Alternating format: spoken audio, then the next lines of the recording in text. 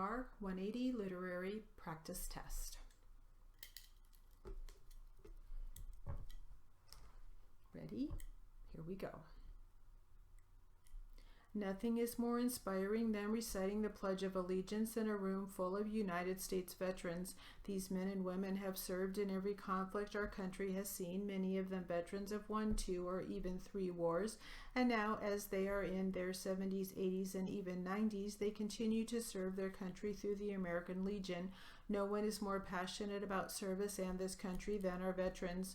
I received a call late on a Thursday asking if I would be interested in reporting and preparing a transcript for an American Legion meeting all day on Saturday and half a day on Sunday. Since I didn't have any commitments, I accepted the assignment. I truly had no knowledge of what the American Legion does, nor what the assignment entailed, but I hit the road extra early to arrive with plenty of time to figure out what it was I could do for them at the end of my day and a half with these phenomenal service people. The answer was not what I did for them, but what they did for me.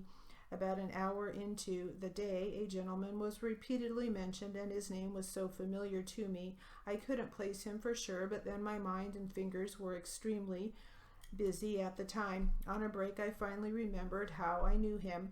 At my last convention as the president of the Utah Court Reporters Association, I had coordinated a 2-site Veterans History Project Day. This man, Terry Show, was my veteran liaison. He was appointed executive director of the Utah Department of Veterans Affairs by Governor John M. Huntsman, Jr. on July 1, 2007. This man has connections. He helped me get the word out to the veterans of Utah, and he helped to coordinate the medical staff to facilitate our event. As I progressed further into the day, I realized that this was a major meeting of the state chapter of the National American Legion.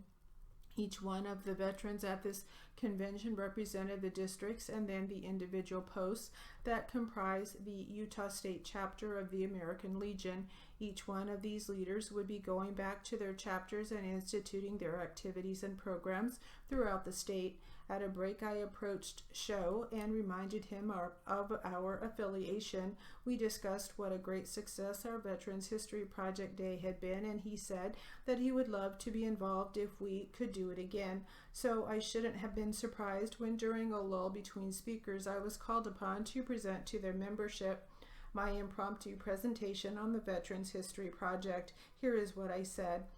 I actually hadn't planned on doing this, but what a wonderful opportunity for me to be here and to meet and associate with all of you veterans.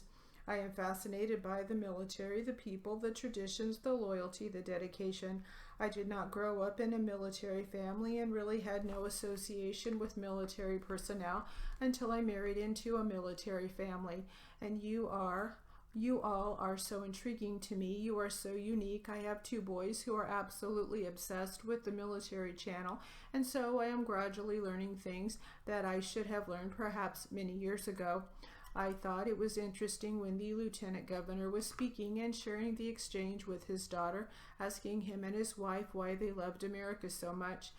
The thought occurred to me, I really do wonder if anyone who hasn't served like you all have served and sacrificed can truly understand the devotion that you have for America. America is a part of your heart and soul, and I don't know what those of us that haven't served in the military, can truly understand that.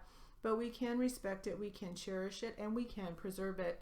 So the reason I'm here is because there is a program that I'm sure many of you are familiar with. Actually, what brought it to my mind was Terry's Show. I recognized him because I worked with him on this very project a little over a year ago when I was the president of the Utah Court Reporters Association. The program is called the Veterans History Project, and it is sponsored by the Library of Congress. And the National Court Reporters Association, of which I am a member, has partnered with the Library of Congress to record these statements. And we actually did a Veterans History Day at both your Salt Lake facility and I call them care facilities rather than nursing homes, because I think they provide places of care for our wonderful veterans at both your Salt Lake Care Facility and your Ogden Care Facility. We had teams of court reporters at both locations, and we invited the veterans to come in and speak to us, and we recorded those histories and sent them to the Library of Congress.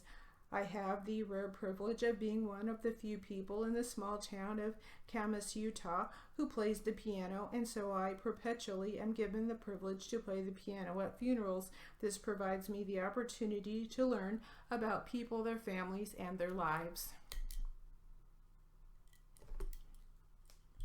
All right, that will conclude our RPR 180 literary practice test.